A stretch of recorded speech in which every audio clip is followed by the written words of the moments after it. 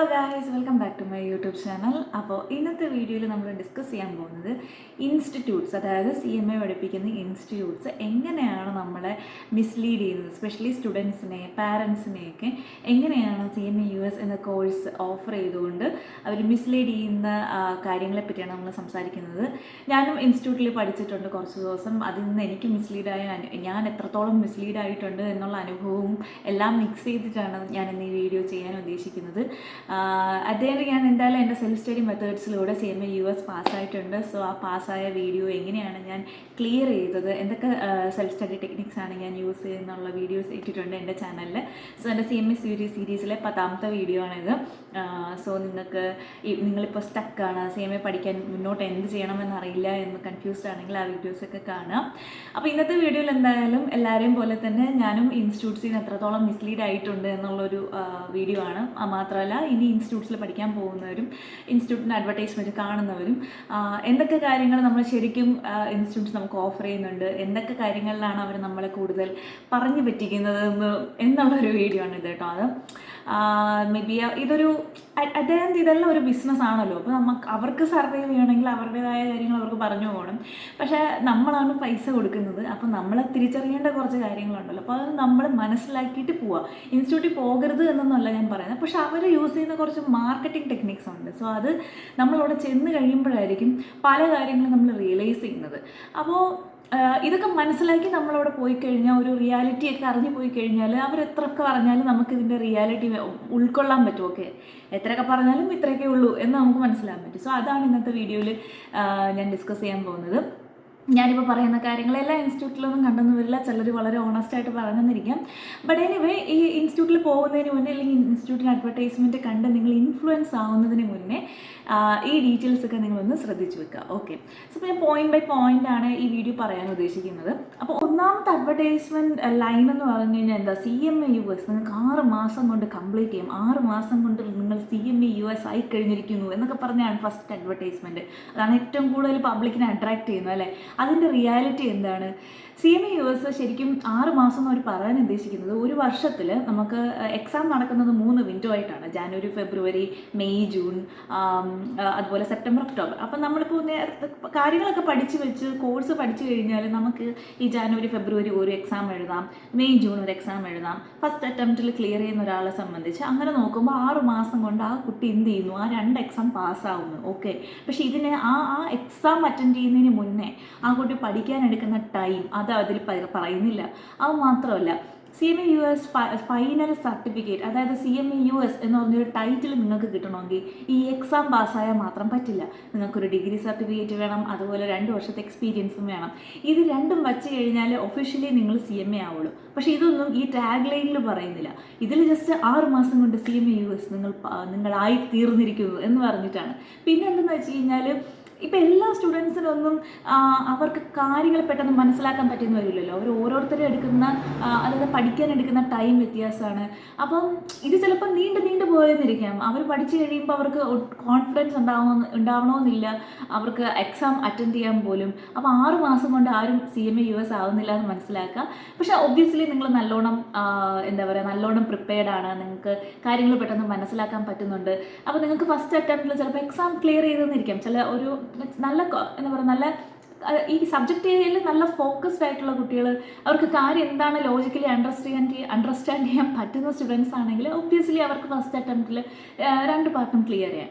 അപ്പോഴും അവർ CMA officially ആവുന്നുണ്ടോ, അതായത് അവർക്ക് ഡിഗ്രി സർട്ടിഫിക്കറ്റും ഉണ്ട്, 2 years ഓഫ് എക്സ്പീരിയൻസും ഉണ്ടെങ്കിൽ യെസ്, എക്സാം ആ 6 മാസം കൊണ്ട് അവർ 2 എക്സാം എഴുതുന്നു, പാസ്സാവുന്നു, അവർ ഒഫീഷ്യലി CMA ആവുന്നു. അത് നമുക്ക് അപ്പീലിംഗ് ആണ്. അവർക്ക് അല്ലാത്ത കേസിൽ ഒരു സ്റ്റുഡൻസിനെ സംബന്ധിച്ച്, അതായത് ഒരു +2 കഴിഞ്ഞ സ്റ്റുഡൻസിനോടൊക്കെ ഇങ്ങനെ പോയി 6 മാസം കൊണ്ട് നിങ്ങൾ CMA ആയി എന്നൊക്കെ പറയുന്നതെന്ന് പറഞ്ഞു കഴിഞ്ഞാൽ അതൊരു ഫാൾസ് മിസ്ലീഡിങ് ആണെന്ന് വേണേൽ തന്നെ നമുക്ക് പറയാം അല്ലേ. അപ്പോൾ അത് നിങ്ങൾ റിയാലിറ്റി മനസ്സിലാക്കുക. +2 കഴിഞ്ഞ സ്റ്റുഡൻ്റ് ആണെങ്കിലും നിങ്ങൾക്ക് ഡിഗ്രിയും വേണം, 2 years ഓഫ് എക്സ്പീരിയൻസും വേണം, പ്ലസ് ഈ 2 CMA USൻ്റെ 2 എക്സാമും പാസ്സായാൽ മാത്രമേ നിങ്ങൾ CMA US ആകുന്നുള്ളൂ എന്ന് മനസ്സിലാക്കുക. സോ ഈ ഒരു ടാഗ് ലൈനിൽ പെട്ടുപോകാതിരിക്കുക. ഓക്കെ, അതുകൊണ്ട് മാത്രം നിങ്ങൾ CMA US എടുക്കാതിരിക്കുക. നിങ്ങൾക്ക് ഒരുപാട് ഇൻട്രസ്റ്റ് ഉണ്ട്, നിങ്ങൾക്ക് അതിൽ ടൈമും എനർജിയും ഇൻവെസ്റ്റ് ചെയ്യാൻ താല്പര്യമുണ്ട്, നിങ്ങൾക്ക് ആ ഒരു കരിയറാണ് ഇഷ്ടം എന്നൊക്കെ ഉണ്ടെങ്കിൽ മാത്രം ഈ ഫീൽഡിലോട്ട് വരിക. ഓക്കെ, അല്ലാതെ 6 മാസം കൊണ്ട് നിങ്ങളായി എന്നൊന്നും കരുതരുത്. ഓക്കെ, പിന്നെയുള്ള പോയിന്റ് എന്ന് വെച്ച് കഴിഞ്ഞാൽ 100% പ്ലേസ്മെൻറ്റ് അവർ ഓഫർ ചെയ്യുന്നു എന്നൊക്കെ പറഞ്ഞിട്ട് വരുന്നുണ്ടോ. ആക്ച്വലി ആർക്കും ഒരു ഇൻസ്റ്റിറ്റ്യൂട്ട്സിനും അങ്ങനെ ഒരു 100% പ്ലേസ്മെൻറ്റ് തരാൻ പറ്റില്ല. കാര്യം എന്താ വെച്ച് കഴിഞ്ഞാൽ അവർക്ക് ചിലപ്പോൾ നിങ്ങൾക്ക് ഇൻ്റർവ്യൂ കോൾ സെറ്റ് ചെയ്ത് തരാം. CMA പാസ്സായി കഴിഞ്ഞാൽ നിങ്ങൾക്ക് ചിലപ്പോൾ ഒരു ഇൻ്റർവ്യൂ കോൾ സെറ്റ് ചെയ്ത് തരാൻ പറ്റുമായിരിക്കും. അപ്പോഴും +2 കഴിഞ്ഞ് നിങ്ങൾ CMA ക്ലിയർ ചെയ്തെന്നിരിക്കട്ടെ, ഒരു വർഷത്തിനുള്ളിൽ നിങ്ങൾക്കൊരു ഡിഗ്രി ഒന്നും ആവാതെ അവർക്കൊരിക്കലും നിങ്ങളെ ഒരു ഇൻ്റർവ്യൂ ബോർഡിൽ കൊണ്ടിരുത്താൻ പറ്റില്ല. ഓക്കെ, അപ്പം ഇൻ്റർവ്യൂ എടുക്കണമെങ്കിൽ പോലും നിങ്ങൾക്കൊരു ഡിഗ്രി വേണം. പ്ലസ് CMAയുടെ എക്സാം ക്ലിയർ ചെയ്താൽ അവർക്ക് ഇൻ്റർവ്യൂ അറേഞ്ച് ചെയ്ത് തരാൻ പറ്റുമായിരിക്കും. ആ ഇൻ്റർവ്യൂ വെച്ച് നിങ്ങൾക്ക് എക്സ്പീരിയൻസ് ഗെയിൻ ചെയ്ത് CMAയുടെ ക്വാളിഫയിങ് റിക്വയർമെൻറ്റ്സ് ഒക്കെ നിങ്ങൾക്ക് പെട്ടെന്ന് തന്നെ ക്ലിയർ ചെയ്തെടുക്കാൻ പറ്റുമായിരിക്കും. സോ ഞാൻ പറഞ്ഞു വരുന്നത് എന്താ വെച്ച് കഴിഞ്ഞാൽ അത് കഴിഞ്ഞിട്ട് അവർക്കൊരു ഇൻ്റർവ്യൂ കോൾ അത് വേണം നിങ്ങൾക്ക് അവർക്ക് സെറ്റ് ചെയ്ത് തരാൻ പറ്റും. അതിനപ്പുറത്തേക്ക് അവർക്ക് 100% നിങ്ങളെ പ്ലേസ്മെൻ്റ് ആക്കാനൊന്നും അവരെ കൊണ്ട് പറ്റില്ല. ആ ഇൻ്റർവ്യൂവിൽ നിങ്ങൾ എത്ര പെർഫോം ചെയ്യുന്നു, നിങ്ങൾ എത്ര ക്വസ്റ്റ്യൻസിന് ആൻസർ ചെയ്യുന്നു, നിങ്ങളുടെ കമ്മ്യൂണിക്കേഷൻ, നിങ്ങളുടെ ടെക്നിക്കൽ സ്കിൽസ്, ഇതാണ് നിങ്ങൾക്ക് ആ ജോലിയിലോട്ട് സെലക്ട് ആവുന്നത്. ഓക്കെ, അപ്പോൾ ഈ 100% പ്ലേസ്മെൻറ്റ് എന്ന് പറഞ്ഞൊരു അഡ്വർടൈസ്മെൻറ്റിൽ പെട്ടുപോകാതിരിക്കുക. പിന്നെ മൂന്നാമത്തെ പോയിന്റ് എന്ന് പറഞ്ഞാൽ ഒരുപാട് എക്സ്ട്രാ കോസ്റ്റ് ആക്ച്വലി ഈ കോഴ്സിന് വരുന്നുണ്ട്. അത് ഈ ഇൻസ്റ്റിറ്റ്യൂട്ട്സ് ഒന്നും അതിനെപ്പറ്റി സംസാരിക്കുന്നില്ല എന്നുള്ളതാണ്. അവർ ചിലപ്പോൾ നിങ്ങളോട് പറയാം 1 ലക്ഷം രൂപയിൽ നിങ്ങളുടെ CMA US കംപ്ലീറ്റ് ചെയ്യുന്നു, അല്ലെങ്കിൽ 1.5 ലക്ഷം രൂപ മാക്സിമം നിങ്ങൾക്ക് CMA US പാസ്സാവാം, അല്ലെങ്കിൽ 1 ലക്ഷം രൂപയാണ് കോഴ്സ് ഫീ, അതിൽ നിങ്ങൾക്ക് ക്ലിയർ ചെയ്യാം. ശരിക്കും ഇതിൻ്റെ റിയാലിറ്റി എന്താണ്? അവിടെയാണ് ഏറ്റവും കോമഡി കാര്യം. നമ്മൾ പൈസയുടെ കേസ് വരുമ്പോൾ നമ്മൾ ഒരുപാട് പറയണമല്ലോ, ചെന്ന് പെട്ടും പോയി അവസാനം നമ്മൾ വിചാരിച്ച പൈസയിൽ നിൽക്കുന്നുമില്ല എന്നുള്ള കാര്യം അല്ലേ. ഇപ്പോൾ ഒബ്വിയസ്ലി ഏകദേശം എനിക്ക് ഓൺ ആൻ ആവറേജ് ഒരു 60 to 70K ഒക്കെയാണ് ഇൻസ്റ്റിറ്റ്യൂട്ട്സ് വന്നിട്ട് അവരുടെ കോഴ്സ് ഫീ. അതായത് കോഴ്സ് ഫീ നമ്മൾ ഉദ്ദേശിക്കുന്നത് അവർ പഠിപ്പിക്കാൻ വേണ്ടി വാങ്ങുന്ന ഫീ ആണ്. ഓക്കെ, അതിനെയാണ് അവർ ഈ കോഴ്സ് ഫീ എന്ന് ഉദ്ദേശിക്കുന്നത്. പക്ഷേ CMA USൻ്റെ വേറെ ഒരുപാട് ചിലവുകളുണ്ട്. പഠിപ്പിക്കാൻ മാത്രമല്ലല്ലോ, എക്സാം ഫീ ഉണ്ട്, ആദ്യം നമ്മൾ എൻട്രൻസ് ഫീ കൊടുക്കണം, പിന്നെ മെമ്പർഷിപ്പ് ഫീ അടയ്ക്കണം, അത് കഴിഞ്ഞിട്ട് എക്സാം രജിസ്ട്രേഷൻ ചെയ്യണം. അത് 2 പാർട്ടുണ്ട്, ഓരോ പാർട്ടിനും എക്സാം ഫീ അടയ്ക്കണം. അപ്പം അതായത് ഓൾമോസ്റ്റ് ഇതെല്ലാം ഡോളർ പേയ്മെൻറ്റ്സിലാണ് പോകുന്നത്. അപ്പം ഈ 60-70K എന്ന് പറഞ്ഞ കോഴ്സ് ഫീ പ്ലസ് ഇപ്പോൾ ഓൺ ആൻ ആവറേജ് ഒരു മെമ്പർഷിപ്പ് ഫീക്ക് 25K, membership and entrance plus 25K. ഞാൻ സ്റ്റുഡൻസിൻ്റെ കാര്യമാണ് പറയുന്നത്. ഇപ്പോൾ 25K, അത് കഴിഞ്ഞ് അവർക്ക് എക്സാം ഫീ ഒരു പാർട്ടിന് 25K, അടുത്ത പാർട്ടിന് 25K. അപ്പോൾ ഇങ്ങനെ ആഡ് ഓൺ ആവുന്നുണ്ട് എക്സ്ട്രാ കോസ്റ്റ്, മനസ്സിലാവുന്നുണ്ടോ? അപ്പോൾ എന്നിട്ട് ഈ 25K എന്ന് പറയുന്നത് ഫിക്സ്ഡ് ആണോ? അല്ല. കാര്യം പേയ്മെൻറ്റ് പോകുന്നത് ഡോളറിലാണ്. ഡോളറിൽ പേയ്മെൻറ്റ് പോകുമ്പം INRൻ്റെ വാല്യൂ ഡോളറിന് അഗെയിൻസ്റ്റ്, അതായത് നമ്മുടെ ഇന്ത്യൻ കറൻസി, നമ്മുടെ ഇന്ത്യൻ റുപ്പി, അതിൻ്റെ വാല്യൂ ഡോളറിന് അഗെയിൻസ്റ്റ് ഇപ്പം ശരിക്കും പറഞ്ഞ് ഇടിഞ്ഞുകൊണ്ടിരിക്കുകയാണ്. അപ്പോൾ ആ സമയത്ത് ഡോളറിൻ്റെ വാല്യൂ അതായത് നമ്മുടെ കറൻസിയുടെ വാല്യൂ ഇടിയുന്നതിനനുസരിച്ച് നമ്മൾ കൂടുതൽ പേയ്മെൻറ്റ് കൊടുക്കണം. അപ്പം ഈ 25K എന്ന് പറഞ്ഞ ഫിക്സ്ഡ് അല്ല, പേയ്മെൻ്റ് എല്ലാം ക്രെഡിറ്റ് കാർഡ് വഴി ഡോളറിലാണ് പോകുന്നതെന്ന് മനസ്സിലാക്കുക. സോ ഈ പറയുന്ന എമൗണ്ട് ഫിക്സ്ഡ് അല്ല എന്ന് ആദ്യം മനസ്സിലാക്കുക. അത് എന്തുകൊണ്ടാണ്? അത് ഡോളർ പേയ്മെൻറ്റിലാണ് പോകുന്നത്. പ്ലസ് അവർ പറയാതെ തന്നെ കുറേ കോഴ്സ് ഫീ ഇതിൽ കുറേ എക്സ്ട്രാ ഫീസ് ഇതിൽ ആഡ് ആവുന്നുണ്ട്. ഓക്കെ, പിന്നെ എന്താണ്? പിന്നെ ഈ എല്ലാ സ്റ്റുഡൻസിനൊന്നും ഫസ്റ്റ് അറ്റംപ്റ്റിൽ ക്ലിയർ ആവാൻ പറ്റില്ലല്ലോ ഓരോ എക്സാം. അപ്പോൾ എന്താ പറ്റുക? ഇപ്പം ഞാൻ പാർട്ട് 1 എഴുതി, ഞാൻ പാസ്സായില്ല. അങ്ങനെയാണെങ്കിൽ എനിക്ക് വീണ്ടും പാർട്ട് 1 എഴുതണം, എങ്കിൽ ഞാൻ വീണ്ടും എക്സാം ഫീ അടയ്ക്കണം. ഈ എക്സാം ഫീ എല്ലാം ഡോളറിലാണ് പോകുന്നത്. അതായത് എനിക്ക് ഒരു അറ്റംപ്റ്റിന് എടുക്കുന്നത് മിനിമം 25K ആണ്. അപ്പോൾ ഞാൻ വീണ്ടും അറ്റൻഡ് ചെയ്യണമെങ്കിൽ എനിക്ക് വീണ്ടും 25K ആവും. അപ്പോൾ ഇതൊക്കെ ഇതിൻ്റെ ഒരു ഹിഡൻ എക്സ്ട്രാ കോസ്റ്റാണ്. ഇതൊന്നും ഒരു ഇൻസ്റ്റിറ്റ്യൂട്ട്സും എന്ത് ചെയ്യുന്നില്ല, ഇതിനെപ്പറ്റി സംസാരിക്കുന്നുമില്ല, അവരെ അറിയിക്കുന്നുമില്ല എന്നുള്ളതാണ്. അപ്പോൾ നിങ്ങൾ എന്താ ചെയ്യേണ്ടത്? ഈ സമയത്ത് നിങ്ങൾ ഫുള്ളി പ്രിപ്പയർഡ് ആണ്, നിങ്ങൾക്ക് കോൺഫിഡൻസ് ഉണ്ട്, എല്ലാ ഏരിയയും പഠിച്ചു, ഞാനിനി കോൺഫിഡൻറ്റ് ഇനഫാണ് എക്സാം അറ്റൻഡ് ചെയ്യാൻ, എങ്കിൽ മാത്രം നിങ്ങൾ എന്ത് ചെയ്യുക? മെമ്പർഷിപ്പ് എടുക്കുക, എക്സാം അറ്റൻഡ് ചെയ്യുക. അല്ലാതെ ചാടിക്കയറി എക്സാമിന് രജിസ്റ്റർ ചെയ്താലേ ഞാൻ പഠിക്കത്തുള്ളൂ എന്നും പറഞ്ഞ് എക്സാം രജിസ്റ്റർ ചെയ്തിട്ട് എക്സാം എത്താറാകുമ്പോൾ ഒന്നും പഠിച്ചു തീരാത്തൊരവസ്ഥ ഒരുപാട് പേർക്ക് വരുന്നുണ്ട്. സോ അങ്ങനെ പെട്ടുപോകാണ്ടിരിക്കുക. സോ ബേസിക്കലി എന്ന് പറഞ്ഞു കഴിഞ്ഞാൽ സ്റ്റുഡൻറ്റ് മെമ്പർഷിപ്പ് ആണെങ്കിൽ 3 വർഷം അവർക്ക് സമയമുണ്ട്. ഈ 3 വർഷത്തിനുള്ളിൽ അവർ CMA US പാസ്സായാൽ മതി. അപ്പം വേണമെങ്കിൽ നമ്മളിപ്പോൾ ഫസ്റ്റ് ഇയർ കയറുമ്പോൾ തന്നെ സ്റ്റുഡൻറ്റ് മെമ്പർഷിപ്പ് എടുത്തിട്ട് പഠിച്ചു തുടങ്ങുക. ഒരു സെക്കൻഡ് ഇയർ ഒക്കെ ആകുമ്പോൾ എക്സാം അറ്റൻഡ് ചെയ്യുക. കോൺഫിഡൻ്റ് ആകുമ്പോൾ എക്സാം അറ്റൻഡ് ചെയ്യുക. കാര്യം വിത്തിൻ 3 ഇയേഴ്സ് നമുക്ക് 2 പാർട്ടും പാസ്സാവണം. അപ്പോൾ ആ ഒരു 3 ഇയേഴ്സിൽ നിങ്ങൾ ഒരു പാർട്ട് പാസ്സായുള്ളൂ, ഒരു പാർട്ട് പാസ്സായില്ലെങ്കിൽ നിങ്ങൾ ആ പാസ്സായ പാർട്ട് നിങ്ങൾക്ക് ലാപ്സ് ആവും. ആ 3 വർഷം കഴിയുമ്പോൾ വീണ്ടും ഒന്നേന്ന് മെമ്പർഷിപ്പ് എടുക്കണം, ഈ പാസ്സായ പാർട്ടും വീണ്ടും എടുക്കണം. സോ അത് മനസ്സിലാക്കിക്കൊണ്ട് മാത്രം നിങ്ങൾ റെഡി ആവുക. എന്തിന് എക്സാം അറ്റൻഡ് ചെയ്യാനും മെമ്പർഷിപ്പ് എടുക്കാനും ഒക്കെ അതൊക്കെ ഓർത്ത് റെഡി ആവുക. അതുപോലെ ഇപ്പോൾ വർക്ക് ചെയ്യുന്നവരെ സംബന്ധിച്ചാണെങ്കിൽ എങ്ങനെയാണ്, ഒരു വർഷത്തിനുള്ളിൽ ഇവർക്ക് ഈ 2 എക്സാമും പാസ്സാവണം. അപ്പം ഫസ്റ്റ് എന്ത് ചെയ്യുക, പ്രിപ്പയർ ചെയ്യുക, നോട്ട്സ് ക്ലിയർ ചെയ്യുക, MCQs പ്രാക്ടീസ് ചെയ്യുക. അത് കഴിഞ്ഞിട്ട് മാത്രം മെമ്പർഷിപ്പ് എടുക്കുക, എന്നിട്ട് എക്സാം അറ്റൻഡ് ചെയ്യുക. പലരും എനിക്കൊന്ന് ഇൻസ്റ്റിറ്റ്യൂട്ട്സ് ഒക്കെ പുഷ് ചെയ്യുന്നുണ്ടെന്ന് തോന്നുന്നു. ആദ്യമേ കയറി എക്സാം രജിസ്റ്റർ ചെയ്യുക, എന്നാൽ പിന്നെ നിങ്ങൾ ഫോക്കസ്ഡ് ആവും, പഠിച്ചു തുടങ്ങും, അപ്പോൾ നിങ്ങൾക്ക് എക്സാം അറ്റൻഡ് ചെയ്യുമ്പോൾ റെഡിയാവും എന്നൊക്കെ പറഞ്ഞിട്ട്. പക്ഷേ ഓരോ പ്രാവശ്യം പോകുന്ന എമൗണ്ടിനെ പറ്റി ആരും ചിന്തിക്കുന്നില്ല എന്നുള്ളതാണ്. സോ ഇതൊരു മേജർ ഡ്രോബാക്ക് ആണ്. പിന്നെന്താണെന്ന് വെച്ച് കഴിഞ്ഞാൽ ഫാൾസ് പാസ് പെർസെൻറ്റേജ്. അതായത് നിങ്ങളിപ്പോൾ അഡ്വർടൈസ്മെൻറ്റിൽ കാണാം അല്ലേ, ഇങ്ങനെ ഞങ്ങളുടെ 95% സ്റ്റുഡൻസും CMA US ക്ലിയർ ചെയ്തു, ഞങ്ങൾ ഭയങ്കര കോച്ചിങ്ങാണ് അവർക്ക് കൊടുത്തത് എന്നൊക്കെ പറഞ്ഞിട്ട് അഡ്വർടൈസ്മെൻറ്റ്സ് ഇപ്പോൾ വരുന്നുണ്ട്. ആക്ച്വലി ഇതിൻ്റെ റിയാലിറ്റി എന്താണ്, ഓൾ ഓവർ ദ വേൾഡ് ഒരു 45 to 50% വരെ ഇത് പാസ്സാവുന്നുള്ളൂ എന്നുള്ളതാണ്. അപ്പോൾ ഇവർക്ക് എങ്ങനെ ക്ലെയിം ചെയ്യാൻ പറ്റും ഇവരുടെ 95% സ്റ്റുഡൻസും പാസ്സായിന്ന്? സോ അങ്ങനെയുള്ള ടാഗ് ലൈനിൽ പെട്ടുപോകാതിരിക്കുക. അത് വളരെ ലാഘവത്തോടെ അവർ പറഞ്ഞു, പക്ഷേ റിയാലിറ്റി അതൊന്നും അല്ലെന്ന് മനസ്സിലാക്കുക. പിന്നെ എന്തെന്ന് വെച്ച് കഴിഞ്ഞാൽ, ഇപ്പോൾ നിങ്ങൾ ഇവരുടെ അഡ്വർടൈസ്മെൻറ്റ് കാണുമ്പം സക്സസ് സ്റ്റോറീസ് മാത്രമേ കാണുന്നുള്ളൂ. ഇത്ര സ്റ്റുഡൻസ് പാസ്സായി, അവരുടെ ഫോട്ടോ ഒക്കെ വെച്ച് മാർക്കൊക്കെ വെച്ച് വരുമായിരിക്കും. പക്ഷേ എത്ര പേര് ഈ കോഴ്സിന് വന്നിട്ട് പാതി വഴിയിൽ ഇട്ട് പോകുന്നറിയാമോ? അവർ ആദ്യമേ വരും, ഇവർ പറഞ്ഞ പോലെ കോഴ്സ് ഫീ ഒരു 50 to 60 or 70 ഒക്കെ, എത്രയാണെന്ന് വെച്ചാൽ ഡിപ്പെൻസ് ഓൺ ഇൻസ്റ്റിറ്റ്യൂട്ട്. ചിലർക്കൊക്കെ ഭയങ്കര പൈസയാണ്. 1 lakh വരെ ഈ കോഴ്സിന് കോഴ്സ് ഫീ മാത്രമായിട്ട് വാങ്ങുന്നവരുണ്ട്. അതായത് അവർക്ക് കോച്ചിങ് ഫീ ആ പേര് മാത്രം വാങ്ങുന്നവരുണ്ട്. പക്ഷേ ഇത് അടച്ചു കഴിഞ്ഞിട്ട് ഇവരുടെ കോച്ചിങ് ഒന്നും അവർക്ക് തൃപ്തിപ്പെടാതെ ഇങ്ങനെ ഒരു പാതി കഴിയുമ്പോൾ വിട്ടിട്ട് പോകുന്ന ഒരുപാട് പേരുണ്ട്. അപ്പം ഇതൊന്നും ഹൈലൈറ്റ് ആവുന്നില്ല. എത്ര പേര് ഇവരുടെ റിട്ടൻഷൻ റേറ്റ് എത്രയാണെന്നൊന്നും അവർ റിവീൽ ചെയ്യുന്നുമില്ല. സോ ഇതൊക്കെ നിങ്ങൾ മനസ്സിലാക്കുക. ഓക്കെ, ഇങ്ങനെ ഈ ടാഗ് ലൈനിലൊന്നും പെട്ടുപോകാതിരിക്കുക. പിന്നെ എന്തെന്ന് വെച്ച് കഴിഞ്ഞാൽ, അവർ പറയും ഞങ്ങൾക്ക് നമ്മുടേതായ സ്റ്റഡി മെറ്റീരിയൽ ഉണ്ട്, നിങ്ങളത് വാങ്ങണം എന്നൊക്കെ പറഞ്ഞിട്ട്. ശരിക്കും അങ്ങനെ അവരുടേതായ സ്റ്റഡി മെറ്റീരിയലൊന്നും ഞാൻ അവരോടും കണ്ടിട്ടില്ല.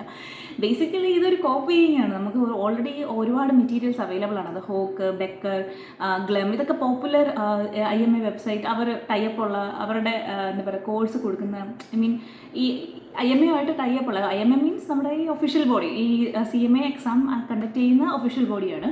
അപ്പോൾ അവർക്ക് ടൈപ്പ് ഉള്ള കുറച്ച് ലേണിംഗ് ഇൻസ്റ്റിറ്റ്യൂട്ട്സ് ഉണ്ട്. അപ്പം അതിൽ അവർ ഇഷ്യൂ ചെയ്യുന്ന ബുക്സാണ് ഈ ഗ്ലെം മെറ്റീരിയൽസ്, ഹോക്ക്, ബക്കർ, ഇവരൊക്കെ.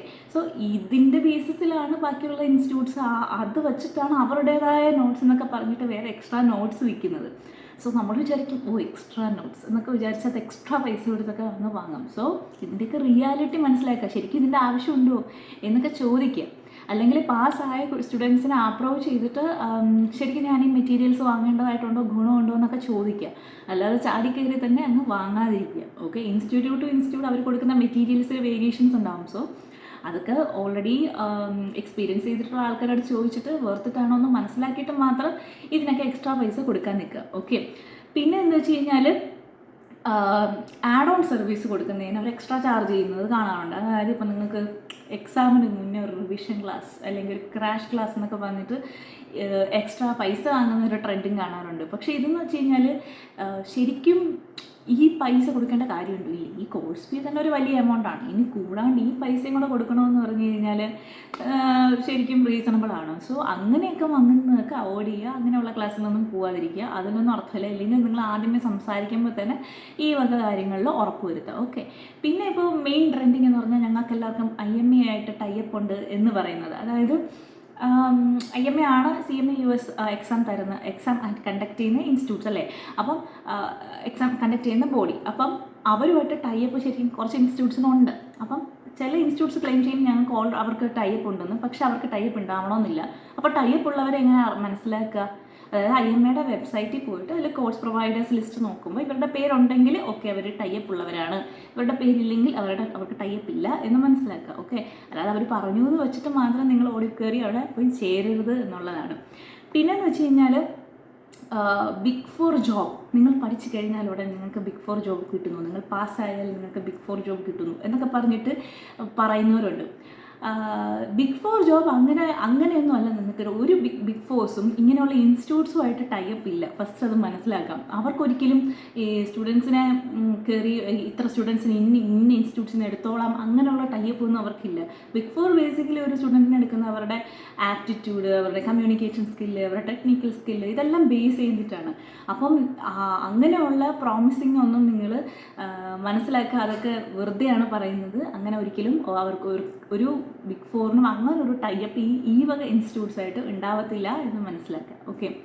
പിന്നെ ഭയങ്കര അൺഫോർച്ചുനേറ്റ്ലി കാണുന്നതാണ് ഈ +2 സ്റ്റുഡൻസിനെ അങ്ങ് മിസ്ലീഡ് ചെയ്യുവാണ്. അവരുടെ പാരൻസിനെ ആദ്യം ഒരു എൻട്രൻസ് ഫീ അല്ലെങ്കിൽ ഒരു അഡ്മിഷൻ ഫീ എന്ന് പറഞ്ഞാൽ 2000 രൂപ അങ്ങനെ എന്തോ മേടിച്ചിട്ട് ഇവരെ കൊണ്ടൊരു ക്ലാസ് ചെയ്തിട്ടും അങ്ങ് +2 പഠിക്കുമ്പോൾ ഉള്ള പ്രശ്നം എന്ന് വെച്ചാൽ എന്താ പറയുക, നമുക്ക് അറിവില്ല, പാരൻസിനും വലിയ അറിവൊന്നും ഉണ്ടാവില്ല. ഇങ്ങനെയുള്ള ഓരോരുത്തർ ക്ലാസ്സിൽ വരും, കോഴ്സ് പ്രൊവൈഡേഴ്സ് ഇങ്ങനെ വന്നിട്ട് അവർ ഭയങ്കര മാർക്കറ്റിംഗ് ചെയ്യും. നിങ്ങൾ ഒരു വർഷം കൊണ്ട് CMA ആയി, നിങ്ങൾ ഒറ്റയടിക്ക് നിങ്ങൾക്ക് ഇൻ്റർനാഷണൽ പ്രൊഫഷണൽ ക്വാളിഫിക്കേഷനായി, നിങ്ങൾക്കത് കഴിഞ്ഞിട്ട് നല്ല നല്ല ജോബ് കിട്ടും എന്നൊക്കെ പറഞ്ഞിട്ട് ഇങ്ങനെ ബൂസ്റ്റ് ചെയ്ത് വിടും. പക്ഷെ എന്ന് വെച്ച് കഴിഞ്ഞാൽ അവരതിൽ കേപ്പബിൾ ആണോ ഒന്നും ചിന്തിക്കാതെ ഇവർ ഈ പറയുന്ന മാത്രം കേട്ടിട്ട് ഓടിച്ചെന്ന് ഈ കോഴ്സിന് ചേരുക പതിവ്. പക്ഷെ ഒരു കാര്യം മനസ്സിലാക്കണം, ആസ് എ +2 സ്റ്റുഡൻറ്റ് നമ്മൾ ക്ലൂലെസ് ആണ്. +2ലാണ് നമ്മൾ ആദ്യമായിട്ട് കോമേഴ്സ് പഠിക്കുന്നത് അല്ലേ. അപ്പം നമുക്ക് ശരിക്കും എന്താണ് ഇഷ്ടം?